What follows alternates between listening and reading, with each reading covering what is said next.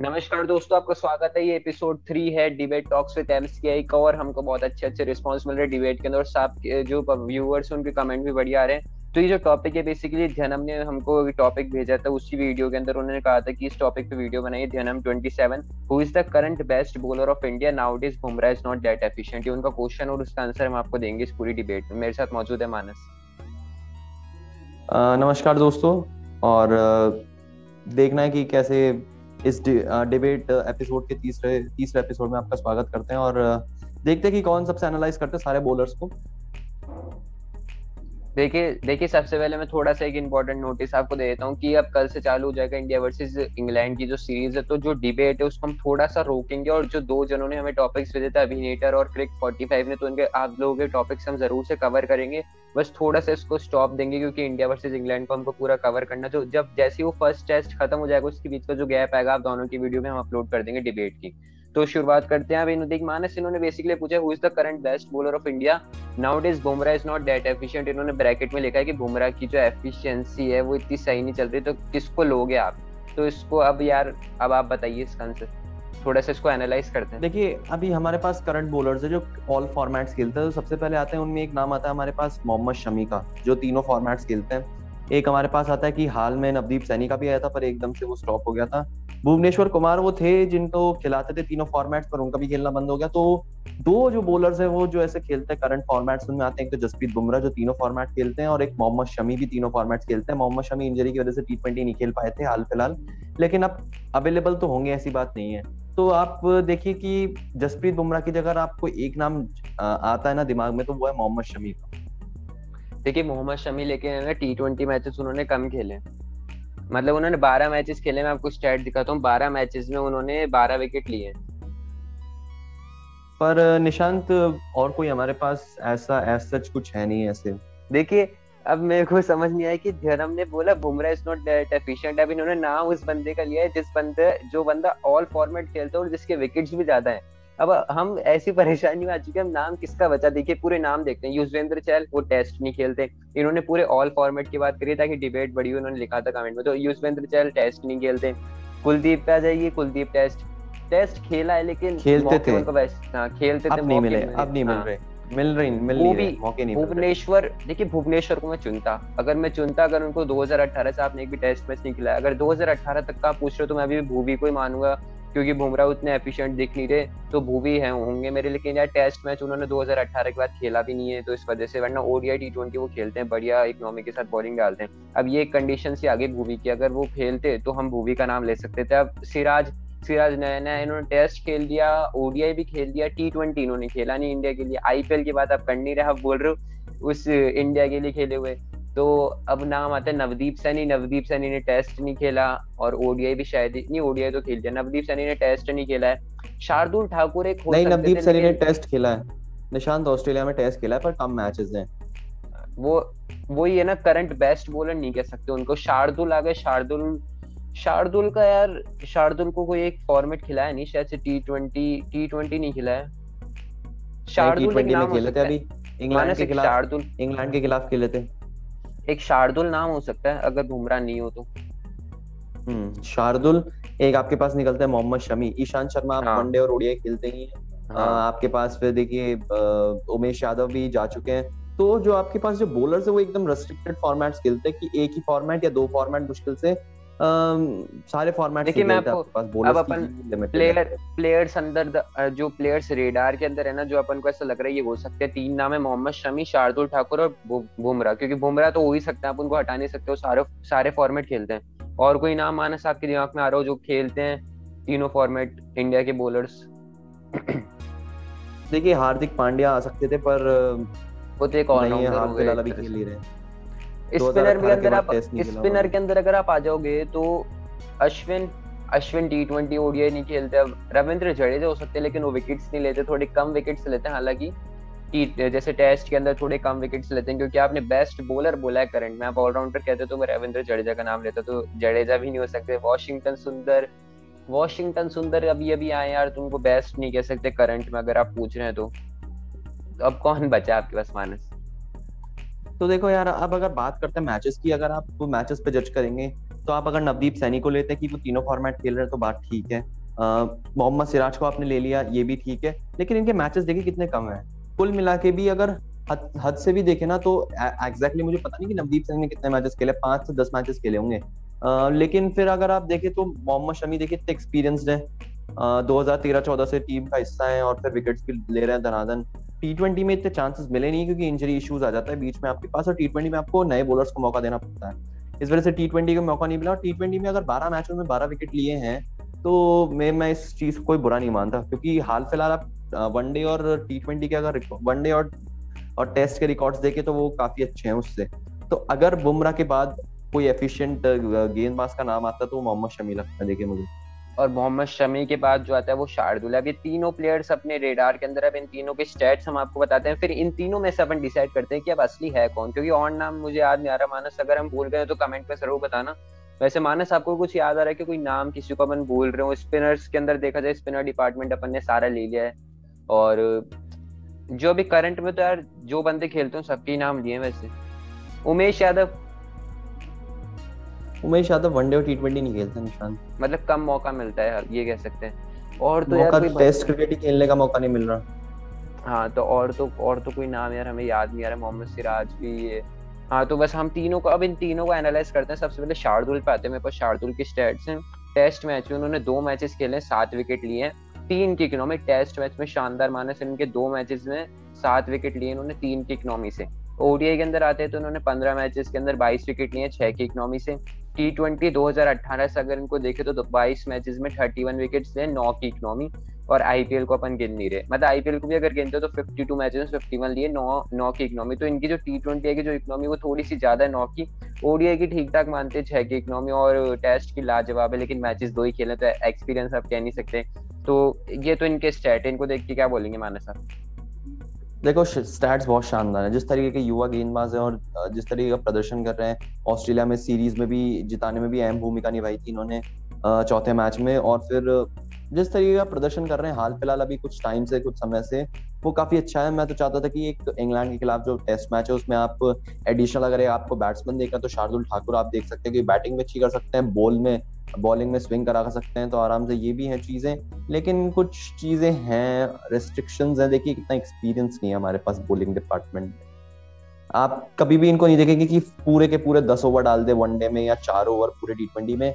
कुछ कंडीशंस, मैं ऐसे नहीं बोल रहा कि हर बार, कुछ टाइम, कुछ ऐसी चीजें आती हैं जब ये 4 ओवर पूरे नहीं डाल पाते, इनको आप ऐसा एडिशनल बैकअप बॉलर ढूंढते हैं, कभी कंप्लीट बॉलर नहीं ढूंढते, क्योंकि ये जिस तरीके के थोड़े एक्सपेंसिव साबित होते हैं वनडे टी20 में इश्यूज है। लेकिन टेस्ट क्रिकेट की जब बात आती है, जो बॉल में धार लाते हैं और स्विंग कराते हैं, दैट्स एब्सोल्युटली फिनोमिनल। देखिए, अब शमी के स्टेट्स पे आते हैं। शमी के टी20 में 12 मैचेस में 12 विकेट है। मौका कम मिलता है, अगर मौका मिलता तो हम फिर भी उनको कह सकते थे थोड़े ज्यादा।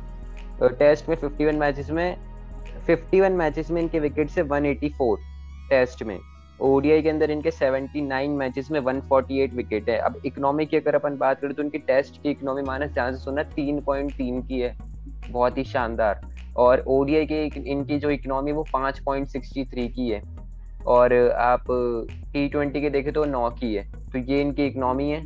और अब आप क्या कहना चाहेंगे इनकी मोहम्मद स्टैट शमी ने अभी WTC फाइनल में भी सबसे सक्सेसफुल बॉलर रहे थे इंडिया की तरफ से। जिस तरीके की बॉलिंग का प्रदर्शन किया और विकेट्स निकाल के दिए अंतराल अंतराल समय में, तो वो भी एक नोटिसेबल थिंग है। और देखिए बहुत प्रेशर आ रहा था उस टाइम पे WTC फाइनल में, हालांकि हारे हम, लेकिन जिस तरीके से एक वो लाए थे, एक बैकस्लो लाए थे हमारे पास, जैसा कि एक लाए थे, एक मोमेंटम लाए थे टीम में वापस से, और वो भी एक काबिल तारीफ था। अब देखिए इसके बाद बचे क्या है, बुमराह बचे हैं। बुमराह को अगर देखें तो बुमराह के स्टैट्स में मैं आपको दिखा देता हूँ, क्योंकि इन दोनों के अलावा बुमराह बचे हैं और कोई अपने दिमाग में आने रखी है प्लेयर से। दीपक चहर है, वो टेस्ट नहीं खेलते, मौके नहीं मिले। तो अब इन तीनों को एनालाइज करते हैं और पता लगाते हैं कौन है बेस्ट। मैं बुमराह के स्टैट्स अभी आपको बता देता हूँ। देखिए, बुमराह की जो आपने एफिशिएंसी की बात करी थी ध्यानम ने, उससे मैं सहमत हूँ, क्योंकि टेस्ट में उनके एफिशिएंट नहीं है। वो टेस्ट में ओडीआई टी20 के अंदर अपन ने देखा है वो शानदार है, वो इसलिए एफिशिएंट नहीं। मैं आपको उनका एक बताने चाहूंगा वजह। शोएब अख्तर जी से पूछा गया था, विक्रांत सर ने, शोएब, एक इंटरव्यू था स्पोर्ट्स तक का, उनसे पूछा गया था तो उन्होंने एक चीज ही बोली थी कि जो बुमराह है ना वो इतना एफिशिएंट आपको इसलिए नहीं दिख रहा क्योंकि उनकी जो हाथ का जो वर्क आता है ना वो बेसिकली यूं लाते हैं अपने हाथ को, उनका जो एक्शन है वो अलग से ही होता है, बिल्कुल यूं लाते हैं हाथ को, यूं कर फिर पीछे से लाते हैं। तो उनको थोड़ा अपने एक्शन पे वर्क करना पड़ेगा क्योंकि जो टेस्ट प्लेयर्स होते हैं इसके अंदर, टेस्ट मैचेस के अंदर आपको थोड़ी सी स्विंग चाहिए होती है, इसके अंदर आपको ये नहीं चाहिए होता कि आप एक ही लेंथ पे बॉल डालो और लगातार यॉर्कर ही डालते रहो, तो थोड़ा सा उनको लेंथ पे वर्क करना पड़ेगा और उनके एक्शन पे वर्क करना पड़ेगा क्योंकि वो एक्शन अब गया है।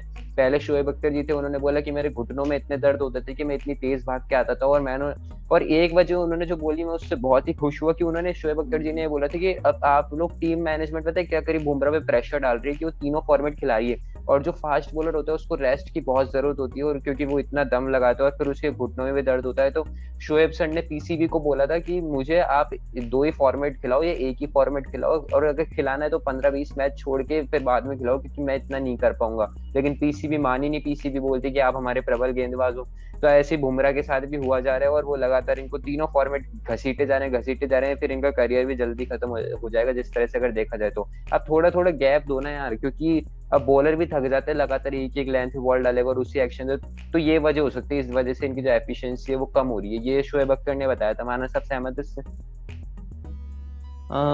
ठीक है। अभी हमने देखा कि बेन स्टोक्स से रेस्ट लिए कंटिन्यूअसली खेले जा रहे हैं, इतने टाइम से लगातार खेले जा रहे हैं, क्योंकि एक जो क्रिकेटर होता है उसके देखिए कितना प्रेशर होता है। अब आपको मेंटल प्रेशर है, उसको थोड़ा रेस्ट देना पड़ता है अपने आप को, थोड़ा मेंटल हेल्थ भी आपको सुधार रखनी पड़ती है क्योंकि मेंटल हेल्थ भी उतनी इंपॉर्टेंट जितनी फिजिकल हेल्थ है, इस वजह से। तो अब इस डिबेट के अंदर एक लास्ट जो बॉलर बचते हैं वो बुमराह ही है, क्योंकि हमने तीन तीन को एनालाइज कर रहे हैं जो मेन है। अब बुमराह के स्टैट्स देखते हैं, अब पता चल जाएगा कि वो एफिशिएंट है यानी। बुमराह के स्टैट्स ये है कि 20 मैचेस में 83 विकेट लिए हैं 2018 से टेस्ट में और 2 की इकोनॉमी। अब इस बॉलर को देख के कौन नहीं बोलेगा कि एफिशिएंट नहीं है, इस स्टैट्स को देख के कि 20 मैचेस में मानस 83 विकेट्स। देखिए अगर आप WTC फाइनल को देख के इनको जज कर रहे हैं हाँ, तो तो बात वो अलग है। थोड़ी अलग बैठती है। अगर आप इनको हालांकि 2018 से कह रहे हैं हाँ, तो ये एक ही नाम सामने आता है जो एफिशिएंट इंडिया के लिए, क्योंकि 2018 से इनके जो स्टैट्स है वो ये 20 मैचेस में 83 विकेट 2 की इकोनॉमी, और ओडीआई के अंदर 2016 से है इनके 67 मैचेस में 108 विकेट 4 की इकोनॉमी, मोहम्मद शमी से कम है थोड़ी सी। और T20I के अंदर देखें तो 50 मैचेस में 59 विकेट्स इन्होंने लिए हैं और 6 की इकोनॉमी। तो 2-4-6 की इनकी इकोनॉमी, 2 टेस्ट में, 4 ओडीआई की और 6 T20 में, जो लगभग ठीक ठाक होती है। और T20 में ठीक ठाक होती है, बाकी लाजवाब है टेस्ट और ओडीआई के अंदर। विकेट्स भी 59 है T20 में और टेस्ट में 83 है। तो देखिए अब कौन कहेगा कि एफिशिएंट नहीं है। अगर अब करंट परफॉर्मेंस की तरफ देखे जा रहे हो तो करंट परफॉर्मेंस का मैंने रीजन अभी आपको बताया, जो शोएब अख्तर जी ने इंटरव्यू के अंदर कहा था, वो ये रीजन कि आप इनको घसीटे जा रहे हैं, सारे फॉर्मेट्स खिलाए जा रहे हैं, थोड़ा सा ब्रेक नहीं दे रहे, इस वजह से। हालांकि अब मैंने देखा था बुमराह खतरनाक प्रैक्टिस कर रहे हैं, जो हमारे पास फोटोज आती है। तो माना सब तीनों में से अपन को डिसाइड करना है आप किसको करेंगे।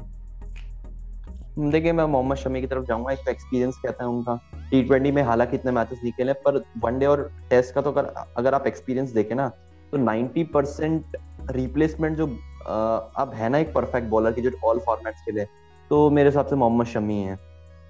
और जैनम जी अगर आप करंट पर यार जैनम ने अपन से पूछा करंट फॉर्म के अंदर आपका जो पूरा कैलेंडर ईयर आता है, कैलेंडर ईयर के अंदर अपन ने थोड़ा सा बुमराह को स्लाइटली डाउन देखा है, इस वजह से तो मैं भी मोहम्मद शमी की तरफ जा सकता हूँ। लेकिन अगर आप करंट फॉर्म की नहीं कह रहे, 1-2 साल की कह रहे हैं, 2018 से कह रहे हैं और ऑल टाइम कह रहे हैं, मतलब 2018 से या 2013 से, तो मैं बुमराह ही मानूंगा।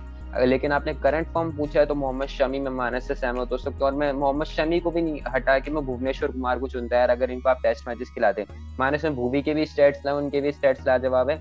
इन्होंने 2013 से लेकर 2018 तक T20 मैचेस खेले और 21 मैचेस में इन्होंने 63 विकेट्स लिए और इनकी इकोनॉमी भी 2 की है। तो इतनी शानदार इनकी बुमराह ने 20 मैचेस में 83 लिए थे, इन्होंने 21 मैचेस में 63 विकेट्स लिए हैं, 2 की इनकी इकोनॉमी 2.94 की।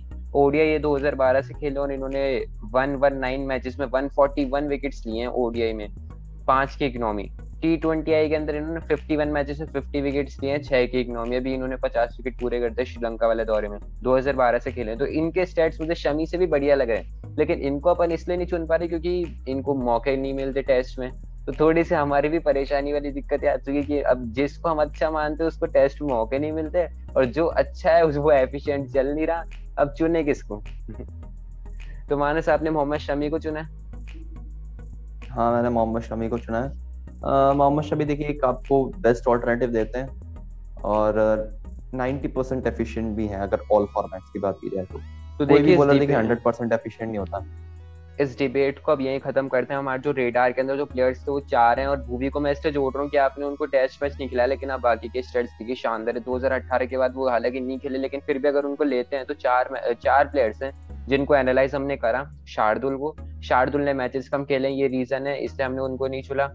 भूवी भूवी का भी मैंने आपको बताया 2018 के बाद टेस्ट मैच खेला ही नहीं, अगर वो खेलते तो हम भूवी को जरूर से चुनते अगर आप करंट फॉर्म के रहे हैं, क्योंकि ओडीआई T20 के अंदर उनका फॉर्म अच्छा है अभी। शमी और बुमराह, इन दोनों के अंदर टॉस अप है, तो इन दोनों के अंदर मानस ने शमी को चुना, और उसका रीजन आपको मानस ने बताया है। मानस, आप फिर से बता दीजिए आपने शमी को क्यों चुना और बुमराह को क्यों नहीं? देखिए एक तो एक्सपीरियंस है, वनडे और टेस्ट में इतने अच्छे विकेट्स निकाल रखे हैं, और T20 में देखिए T20 में इतने मैचेस नहीं खेले, पर कोई बात नहीं, अगर मौका मिले तो मैं देखता हूँ कि बहुत अच्छा प्रदर्शन कर सकते हैं अपने एक्सपीरियंस के दम पे, क्योंकि पिछले 8-9 साल से ऐसे ही नहीं है टीम का हिस्सा, बहुत एक एक्सपीरियंस बोलता है उनका। और बुमराह की बात है तो बुमराह तो हम बेसिकली बुमराह को ही चुनते, लेकिन जो जन्म ने जो क्वेश्चन पूछा है ना, उसके अकॉर्डिंग आपको आंसर बता रहा हूँ। उन्होंने बोला था कि ब्रैकेट में उन्होंने लिखा था कि Bumrah is not efficient nowadays, इसलिए हमने शामी को चुना है, क्योंकि WTC के अंदर बुमराह की परफॉर्मेंस इतनी शानदार नहीं थी। अब देखते हैं इंग्लैंड के अंदर कैसी होती है, वरना फिर वही है एफिशिएंट हमारे लिए अगर देखा जाए तो। लेकिन करंट के अंदर आप पूछ रहे हैं तो और कोई नाम हमारे दिमाग में आ नहीं रहा था, सबको एनालाइज कर लिया, मूवी भी है, ये सब है, तो हमने शमी को चुना है। तो हमारे लिए भी शमी है, और अगर आप ऑल टाइम पूछते हैं इंडिया के लिए पूछना भी बेस्ट कौन है तो बुमराह ही है। तो इस डिबेट को यही खत्म करते हैं। तो फिलहाल इस वीडियो के अंदर इतना ही। वीडियो को लाइक कर देना, शेयर कर देना, और आप लोग भी अपने टॉपिक्स देते रहना, हम धीरे धीरे उसको कवर करते रहेंगे एक बार इंग्लैंड का दौरा खत्म हो जाए तो। बहुत बहुत शुक्रिया। आप लोग भी कमेंट करके जरूर बताना, और प्लीज बुमराह के फैंस हो तो गुस्सा मत होना, क्योंकि मैंने इतनी बार बोला है कि ये उनके क्वेश्चन के अकॉर्डिंग हमने आंसर दिया है। आपको उन्होंने ब्रैकेट में लिखा था Bumrah is not efficient nowadays, और करंट बेस्ट बॉलर उन्होंने बोला तो करंट के अंदर बुमराह ने टेस्ट में थोड़ा सा स्लाइटली डाउन करा है, लेकिन फिर भी अगर आप मेरे से पूछोगे तो मैं बुमराह को ही मानूंगा। अगर आप बुमराह को हटा के पूछते तो शमी है। तो बहुत बहुत शुक्रिया वीडियो को देखने के लिए।